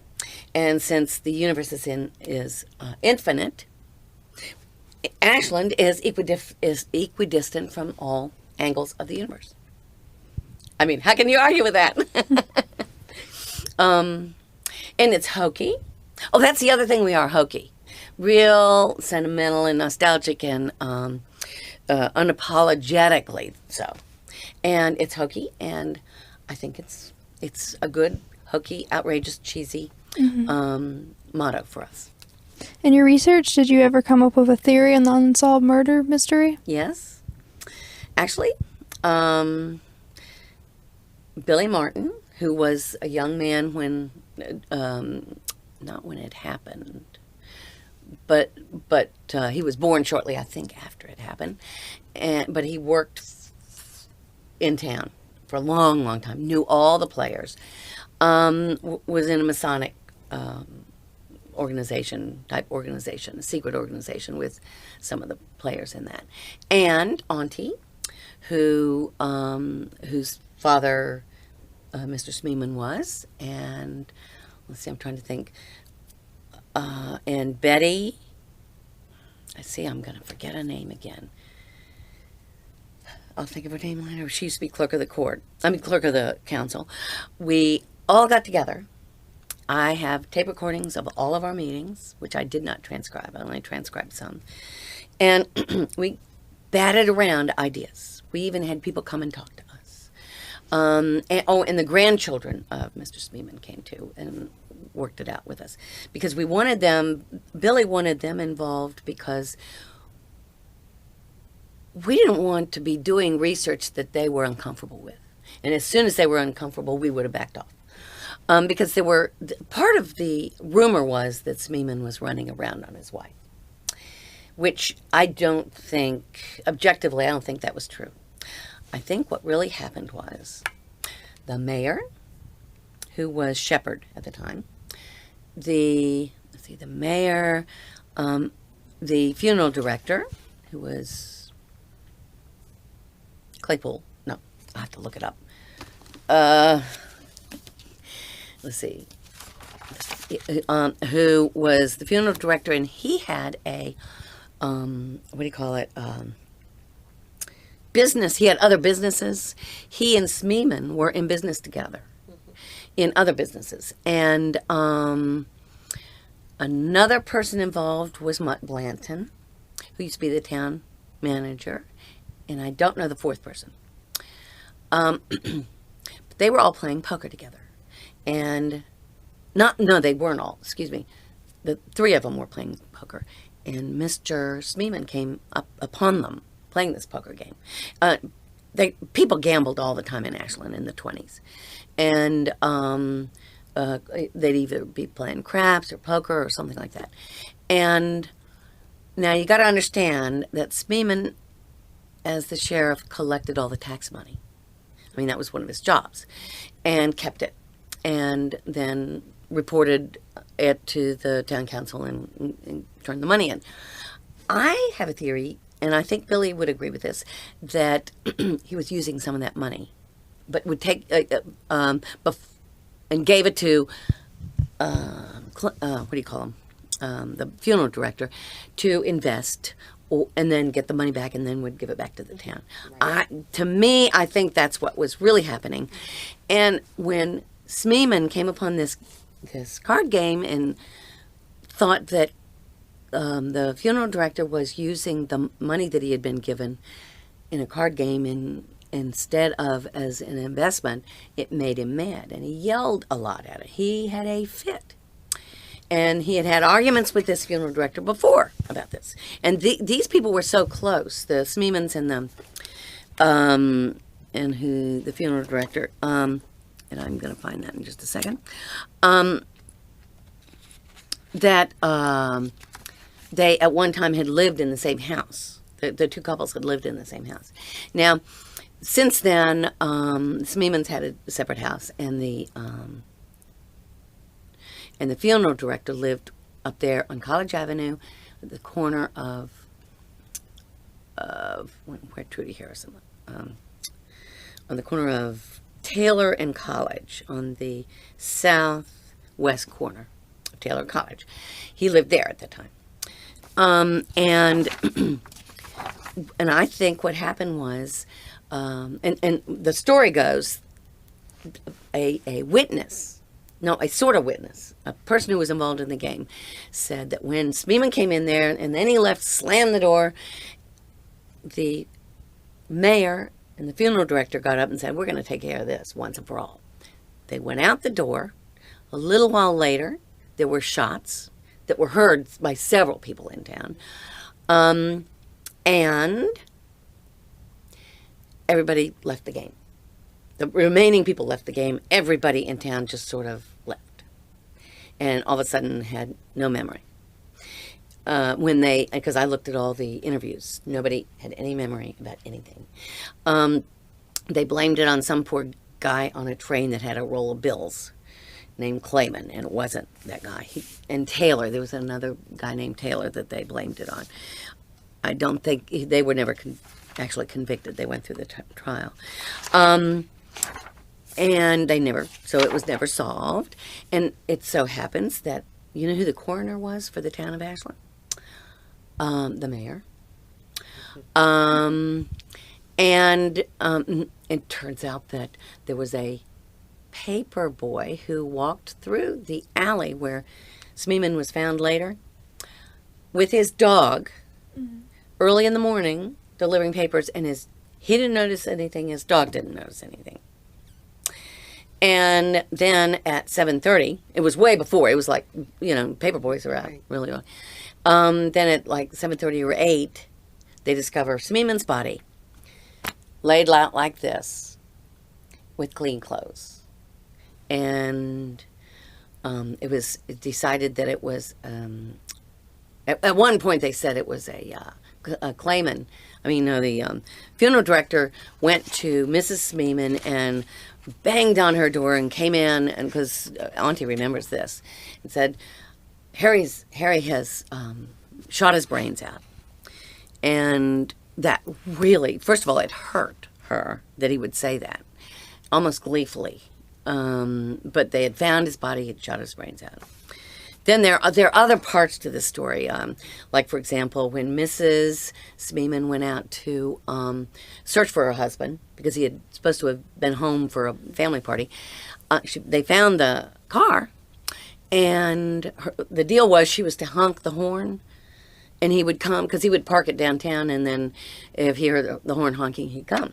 Well, she honked the horn, nothing happened. So she walked over to where the funeral director lived and knocked on his door and said, oh, and she had the kids with her, and knocked on his door and said, I can't find Harry, you've got to help me. Let me leave the kids here, and you and I can go around. You give me you and I'll go out in your car and we'll hunt. And he said, no, the kids will not come in, and he wouldn't let her in. And so they took the kids home, and then they searched for him and couldn't find him anywhere. And Auntie remembers that because they couldn't understand. It was just odd that they wouldn't let him in the house because they'd been so close. Well, I think that the body was in there at that time and that they were cleaning it up and removing all evidence of anything. And so that's what I think happened. And it involves upstanding people in town. Now, there were other rumors that he'd come upon drug smuggling or alcohol smuggling ring, and that involved prominent people in town. But I find this much more probable. Smeeman, Harry Smeeman, all right. 202. Let me just see if I can get that the funeral director's name. Darn, I hate it when I can't remember names. It's interesting. When I was doing this book, it all came right to my, it all was very easy to understand. But Frank Morgan, the guy who was called in, independent investigator, thought something was fishy too. He did not believe the guys who they finally arrested were at fault. All right, Keener. No, I can't find it. Well, this is really dumb. Who was a funeral? I know it started with a C. Maybe I'll do it this way. Wasn't Clayton? Clayton. Yes, it was. It was Clayton. It was a funeral director's name. And let me give that to you. Charles Crew. And then, Clayton came later. And his name was Mr. A.S. Clayton. Okay, joined the firm. And then when Crew left, then it was just Clayton, and then Clayton had other business dealings with Smeeman. So that is what I think is the true story. What about his dog? Oh, yeah. There was and nobody remembers this, but there was a newspaper article about it, that the dog all of a sudden disappeared. The dog was always with him. And it was discovered much later, like a week later, in Richmond. As though it had been stolen, taken up there. And somehow that was related, but nobody knows how. Maybe the dog would have, they felt led them to the Claytons. I don't know. Well, or maybe they liked dogs and didn't have a problem killing a person, but not a dog. But they couldn't take the poor helpless dog. You hear about that. Oh, yes. Yeah. Oh, yeah, so they got rid of him. They took him someplace. But wouldn't kill him. Well, it was all very, very sad. And the sad thing is, everybody that we talked to that knew anything about it said, leave it alone, leave it alone. Better leave it alone. That's not fair to the victim's family. And, another thing is, you'll hurt too many families. You hurt too many people. Well, the victim's family was hurt and deserved an answer. So, I don't care who was involved. It should have been investigated properly, and it wasn't.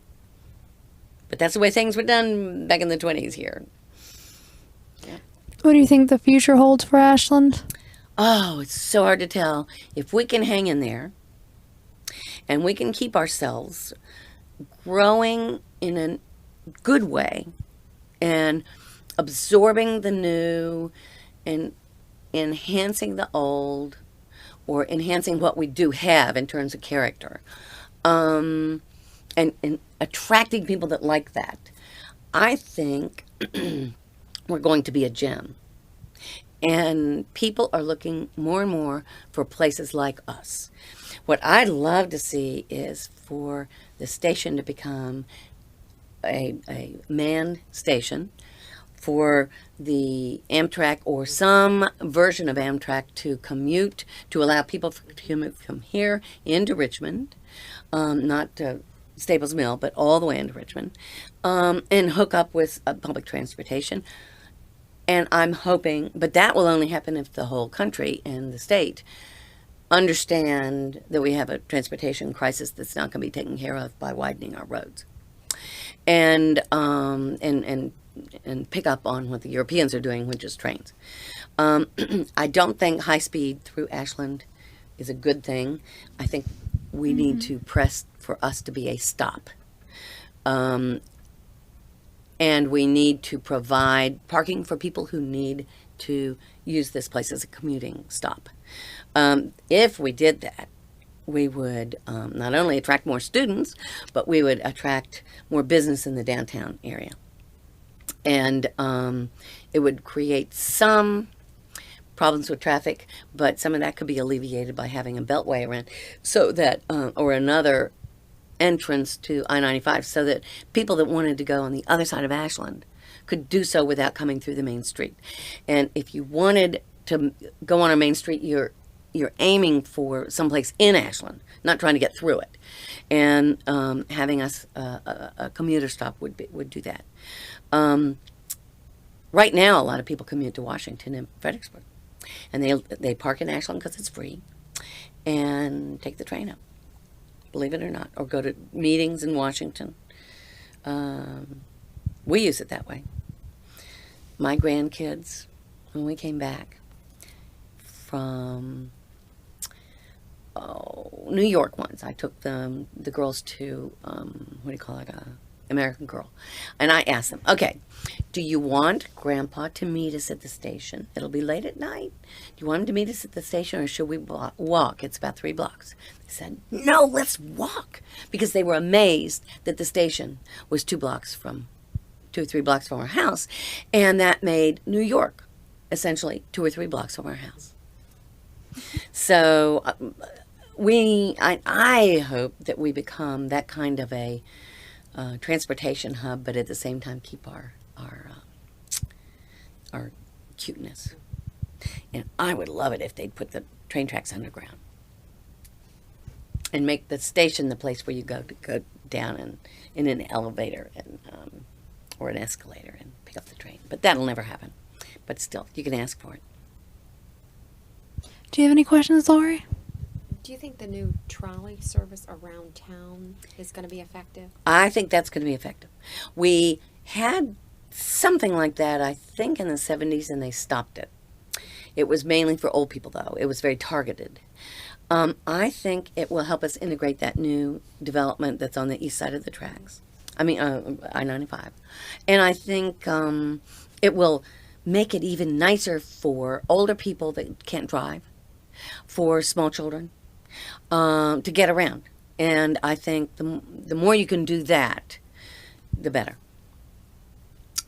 So, because I can't see people walking from East Ashland across the interstate to our stores here. Now everybody can walk to downtown. But the other thing is, a big divide is not only the interstate, but is Route 1. And I would like to see not only having the trolley service. The trolley service gets you across the highway to Route 1, so you don't have to get in your car in order to go 2 blocks to Ucrops, which is what I have to do now. I would like to see a pedestrian overpass someplace over there, so that you can get across Route 1 and over into that shopping center. And I think it ought to be on the north side, because the college students like to go over there. And I've seen them. It's dangerous. Yeah.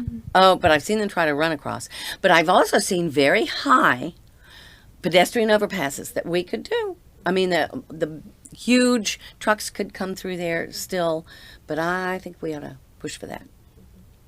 Probably somebody will have to get killed on the Route 1 before that'll happen, but which is too bad. And a light. There ought to be a pedestrian light over there too. Do you have any more questions? I would like to ask you about the Strawberry Fair.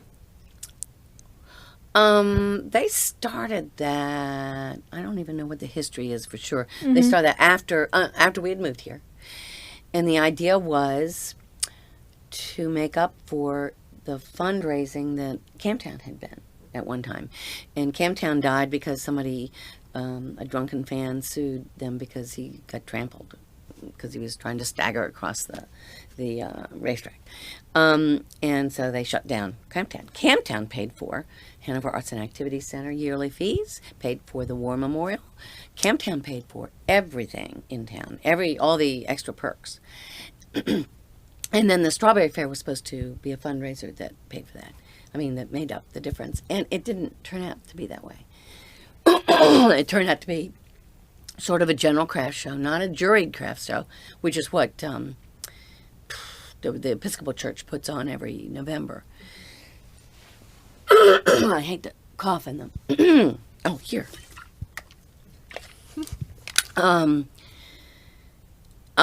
It's nice, and I remember our church tried it one year, and we made $250. All the groups that come, that make money, the nonprofit groups, they make a couple $100, maybe $1,000, and the Strawberry Fair people give a scholarship of $1,000 to somebody, I think. And I guess it's nice. It doesn't help the businesses downtown. They have to rent a booth, and people don't venture off the college campus to go downtown to shop, so they actually lose business. The businessmen tell me that. So I'm not sure how it serves Ashland, but that's my own prejudice feeling, and that's a very unpopular opinion. I'll tell you, one of the businessmen told me that he gets more business out of the 4th of July parade than he gets out of the Strawberry Fair. People go downtown. They're all sitting up and down the streets, and then they turn around and go into the ice cream shop and into the train store. Yeah. I know we've had a few people say that it brings people from the community onto the campus for perhaps the only time. Oh, now in terms of public relations, it's very good for the college. And potential students, potential parents, that gets them on the campus to see the pretty place. And the other thing that does that is the variety show. That variety show is probably one of the things, and that started in 81 too. When Liddell came. The variety show is one of those things that pulls the town and the town together. I had forgotten that. That is a bridge there. And the Strawberry Fair is a bridge like that too. And the college doesn't get much out of that. Doesn't get much monetarily. I mean, I think we rent the facilities for the variety show, but I mean, they don't make money on it. I think they probably break even. And at one time we used to get it for free, and the college just decided they couldn't afford to do that anymore. But the variety show makes enough money that they can do that. And I don't know does the college charge for the Strawberry Fair to come? Don't know. I don't know, but I don't think so. It would. Yeah, it would probably make the Strawberry Fair people really mad, but the college might think about charging for, like security services and cleanup and all that sort of thing. Yeah, I don't know if there is a fee. It's I would imagine fairly nominal just to cover basics. Yeah, but I know the Strawberry Fair charges commercial organizations for the booths, something like $40 for a booth. Still, I think that's what they start. They started out with. That. I would love the Strawberry Fair to be more all over town and spread out more and involve more things like the Hanover Arts and Activities Center, the downtown, just to get people all over town, and maybe have some wandering singing groups, and make it like a first night only have it at the Strawberry Fair. Maybe have some historic houses open. I mean, living history, that sort of thing. And I'd proposed it once, but it's hard enough to put the Strawberry Fair on as it is. And I think the movers and shakers just felt like, I can't take on anything more. So, in terms of a fundraiser, it's probably not much, but in terms of a public relations, it probably is real good for the college. Yeah.